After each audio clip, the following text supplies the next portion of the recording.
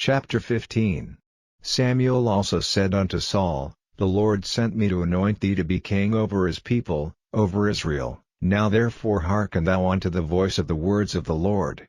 Thus saith the Lord of hosts, I remember that which Amalek did to Israel, how he laid wait for him in the way, when he came up from Egypt.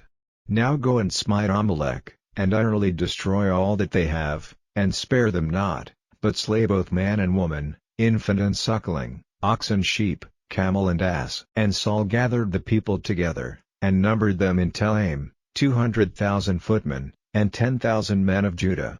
And Saul came to a city of Amalek, and laid wait in the valley.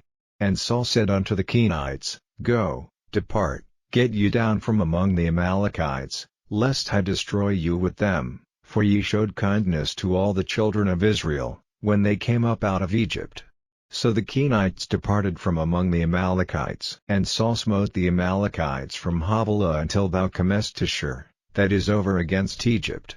And he took Agag the king of the Amalekites alive, and utterly destroyed all the people with the edge of the sword. But Saul and the people spared Agag, and the best of the sheep, and of the oxen, and of the fatlings, and the lambs, and all that was good, and would not utterly destroy them, but everything that was vile and refuse, that they destroyed utterly.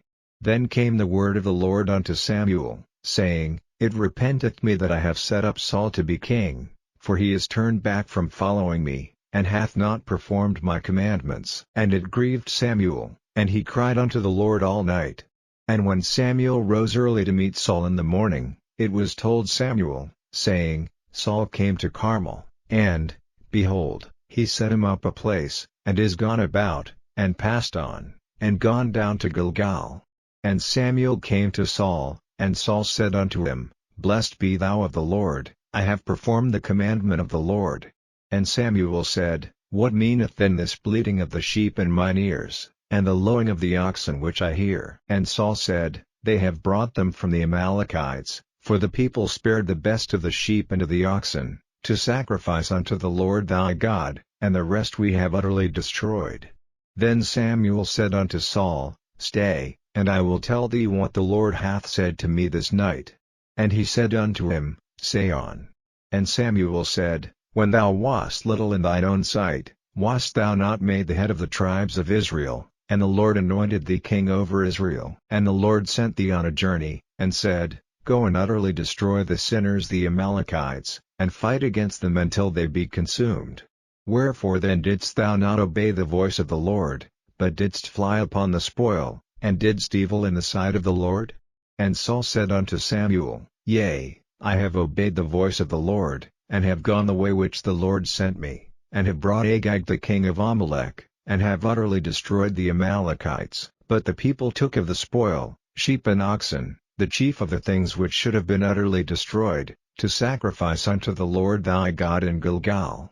And Samuel said, Hath the Lord as great delight in burnt offerings and sacrifices, as in obeying the voice of the Lord? Behold, to obey is better than sacrifice, and to hearken than the fat of rams.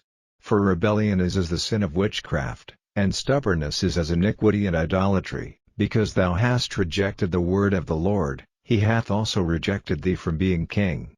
And Saul said unto Samuel, I have sinned, for I have transgressed the commandment of the Lord, and thy words, because I feared the people, and obeyed their voice. Now therefore, I pray thee, pardon my sin, and turn again with me, that I may worship the Lord. And Samuel said unto Saul, I will not return with thee, for thou hast rejected the word of the Lord, and the Lord hath rejected thee from being king over Israel. And as Samuel turned about to go away, he laid hold upon the skirt of his mantle, and it rent. And Samuel said unto him, The Lord hath rent the kingdom of Israel from thee this day, and hath given it to a neighbor of thine, that is better than thou. And also the strength of Israel will not lie nor repent, for he is not a man, that he should repent.